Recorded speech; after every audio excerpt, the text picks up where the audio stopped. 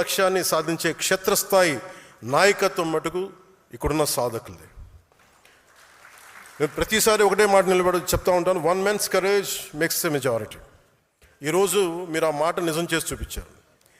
తేనెటీగల సమూహం కలిసి ఒక తేనెతిట్టుని నిర్మించినట్టే జనసేన సాధకులు, క్షేత్రస్థాయి నాయకులు కలిపి జనసేన పార్టీ నిర్మాణంలో ఒక కీలక ఘట్టాన్ని పూర్తి చేశారు. మొన్న వైజాగ్లో జరిగిన సేనతో సేనాని సమావేశంలో ఒక జన సైనికుడు మాట్లాడుతూ, మా ఊరికి నేనే పవన్ కళ్యాణ్, ప్రతి సమస్యకి నీ దాకా రానన్నయ్య అని చెప్పినప్పుడు ఇది నేను కోరుకున్న పార్టీ నిర్మాణం అనిపించింది. విజయనగరంలో హుస్సేన్ అని ఒక ముస్లిం యువ జన సైనికుడు కార్పొరేటర్గా పోటీ చేశాడు. ఓడిపోయినా సరే అక్కడ ప్రజా సమస్యల పరిష్కారానికి కార్పొరేటర్ కంటే ఎక్కువగా కృషి చేస్తూ ప్రతి మంగళవారం ఒక సమస్యను అధికారుల దృష్టికి తీసుకెళ్లి పరిష్కరిస్తున్నాడు. అందుకే అతన్ని మంగళవారం హుస్సేన్ అంటారు. హుస్సేన్ లాంటి పోరాట స్ఫూర్తి ఉన్న వ్యక్తికి ఒక ఆయుధం ఇస్తే ఇంకా బలంగా పోరాడతాడు. ఆ ఆయుధమే జనసేన. ఇలాంటి వ్యక్తుల్ని నేను కోరుకుంటా ఉన్నాను. అలాగే తెలంగాణ నుంచి నల్లమల చెంచుపెంటకు చెందిన శివాన్ని 18 ఏళ్ళ యువకుడు కావచ్చు, అరకు పాడేరు ప్రాంతంలో నక్సలైట్ అవుదాం అనుకున్న ఒక బాబురావు కావచ్చు, వీరికి రేపటిపై నమ్మకం కల్పించింది జనసేన. అది పర్టికులర్లీ వల్నరబుల్ ట్రైబ్ వర్ణానికి చెందిన బాబురావు ఈరోజు నక్సలిజం ఆలోచనలు వదిలి ప్రజాస్వామ్య వ్యవస్థపై నమ్మకం పెట్టుకొని జనసేన తరపున వార్డు మెంబర్గా గెలిచి ఉప సర్పంచ్గా ఎదిగాడు. ఇలా నన్ను కదిలించే సక్సెస్ స్టోరీస్ చాలా ఉన్నాయి. జనసేన అనేది ఒక రోజులో పుట్టింది కాదు, ఒక 25 ఏళ్లుగా నాలో రగులిన ఒక ఆలోచనలకి ప్రతిరూపం. నేను ఏ స్థాయి నాయకుడిని అవ్వాలని ఆస్తి జనసేన పార్టీ పెట్టలా, ఒక ముఖ్యమంత్రి అయిపోవచ్చు అన్న ఆలోచనతో పెట్టలా. ఒక పార్టీని పెడితే ఎంత సమాజంలో ఎంత మార్పు తీసుకురాగలం. చిక్బళ్ళాపూర్కి చెందిన ఒక ఆడబిడ్డ వచ్చి నాకు అవినీతిపైన పోరాటం చేయాలని, నాకు నువ్వు ఆయుధం అవ్వన్నా, నువ్వు ప్లాట్ఫామ్ ఇవ్వంటే నేను అలాంటి వాళ్ళ కోసం పెట్టాను పార్టీ. కొత్త తరహా నాయకత్వాన్ని ఎలా నిర్మించగలను అన్న తపన జనసేనకి పునాది. ఒక్కడిగా ప్రారంభమైన జనసేన 100% విజయం సాధించిందంటే కారణం ఉమ్మడి పోరాటం. ఇది నా వల్ల సాధ్యం అవ్వలేదు. నా మీద నమ్మకంతో నాతో నడిచిన మీ అందరికీ ఈ విజయాల్లో నేనెంత భాగస్వామ్యం నాకుందో మీకు అంతే సమాన భాగస్వామ్యం. ఏ రాష్ట్రానికి వెళ్ళినా జనసేనకి ప్రత్యేకమైన గౌరవం ఉంది. పార్టీ మద్దతు కోరుతారు. అది మహారాష్ట్ర కావచ్చు, తమిళనాడు కావచ్చు, కర్ణాటక కావచ్చు. గత ఏడాది మహారాష్ట్ర ఎన్నికలు ప్రచారానికి వెళ్ళినప్పుడు ఎన్డీఏ అభ్యర్థులు మనం వెళ్ళిన చోట దాదాపు 95% స్ట్రైక్ రేట్ సాధించారు. జనసేన మద్దతు ఉపయోగపడిందని చెప్పినప్పుడు అది చాలా చాలా ఆనందాన్ని ఇచ్చింది. ఈ విజయం ఒక్క రోజులో రాలేదు. దశాబ్దన్నర కాలం పాటు మనం నలిగిపోయాం, వైఫల్యాలు చూసాం, గుండాలని ఫ్యాక్షన్ రాజకీయాలను తట్టుకుని ఇక్కడ దాకా వచ్చాం. ఈ మధ్యన పక్క రాష్ట్రంలో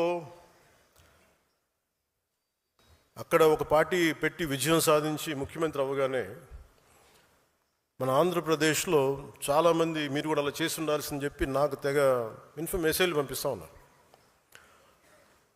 ఊళ్ళో పెళ్ళికి ఏదో హడావుడి ఉంటారు కదా,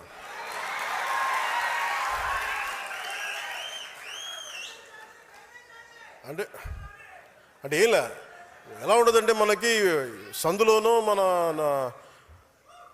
ఒక పెళ్లి జరుగుతూ ఉంటే మన ఊళ్ళో చిన్నపిల్లలు పరిగెడుతూ ఉంటారు అటు ఇటు, వాళ్ళ ఇంట్లో పెళ్ళి అనుకున్నట్టుగా. అరే ఆంధ్రప్రదేశ్ పరిస్థితులు వేరు. సరే వీళ్ళు చెప్పినట్టుగానే మనం కూర్చొని 2019 నిలబడ్డాం. ఎక్కడ పెట్టారు? 2 చోట్ల ఓడించారు కదా.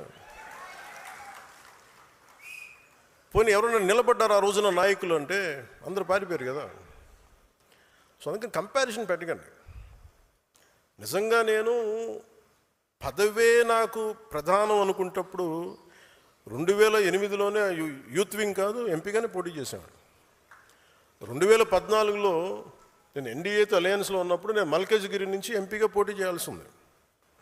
బట్ నేనేమనుకున్నానంటే, ఎందుకు చెప్తున్నాను ఇదంటే, నేను ఒక పార్టీని నడపాలి, ఇది సమాజంలో మార్పు పట్టుకు రావాలంటే నాకు తెలియాలి కదా కష్టం. ఒక కమ్యూనిస్ట్ నాయకులను చూస్తే కింద క్షేత్రస్థాయిలోకి వెళ్ళారు, నలిగారు, దెబ్బలు తిన్నారు. ఒక కాంచీరామ్ దెబ్బలు తిన్నాడు, నలిగారు. ఒక పార్టీని నడపడం ఏదో కూర్చోబెట్టి ఎదిగేయటం వచ్చేయటం పదవిలో కూర్చోవటం కాదు. ఎలా నడపగలం? ఒక సమూహాన్ని నీతో పాటు నడిపించాలని నీకు ఎంత సత్తా ఉండాలి, ఎంత అవగాహన ఉండాలి నీకు. నువ్వు ఆ భావజాలను కట్టుబడి ఉంటావా లేదా అనేది మనకు తెలియాలి. అందుకని ఇవన్నీ నిర్ణయించుకొని ఒక దశాబ్దం నేను నలుగుతానని నిర్ణయించుకున్నాను. అది 2007 నుంచి మొదలుపెట్టిన ప్రయాణం 2014-18 దాకా అలా నడుస్తూనే ఉన్నాను. నలిగాను దశాబ్దం. ఆ తర్వాత 2019 చేశాను. ఎంత గెలుస్తానో తెలియదు, ఓడిపోతానో తెలియదు. బట్ అసలు ఐ వాంటెడ్ ఎక్స్పెరిమెంట్. చూద్దాం ఏం జరుగుద్దాం. దెబ్బ తినకుండా ఏది రాదు. అదే 2024కి దాని గురించి మళ్ళీ వివరిస్తాను మీకు. అంటే ఇవన్నీ నేను ఒక పార్టీని నడపడానికి ఎంత బలం ఉండాలి, ఎంత భావజాలం ఉండాలి, ఎన్ని కఠినమైన పరిస్థితులను ఎదుర్కొంటే తప్ప నేను నడపలేని పార్టీని. ఈ రోజున అందరూ నన్ను వదిలేసిన నేను పార్టీని చాలా ధైర్యంగా ముందుకు తీసుకెళ్ళగలను. ఆ ధైర్యం నాకు ఈ సుదీర్ఘ పుష్కర కాలం నాకు ప్రయాణం నాకు ఇచ్చింది. నాకు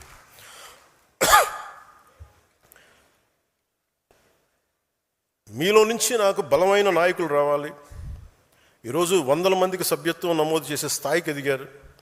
రేపు వారిని ముందుండి నడిపించే నాయకత్వ బాధ్యతలను కూడా మీరే తీసుకునేలా నాయకత్వ లక్షణాలను మీరు అలవర్చుకోవాలి. ట్రెడిషనల్ పాలిటిక్స్ వర్సెస్ జనసేన అనేది ఎలా ఉంటుంది? జనసేన పార్టీని మీరు దేశంలో ఏ ఇతర రాజకీయ పార్టీతో పోల్చలేరు. జనసేన ఒక లెఫ్ట్ వింగ్ కాదు, రైట్ వింగ్ కాదు. అది వామపక్ష భావజాలం కాదు, లేదంటే దాన్ని ఒక రైట్ వింగ్ ఐడియాలజీ కాదు. రెండింటినీ ఉన్న మంచి ఆలోచన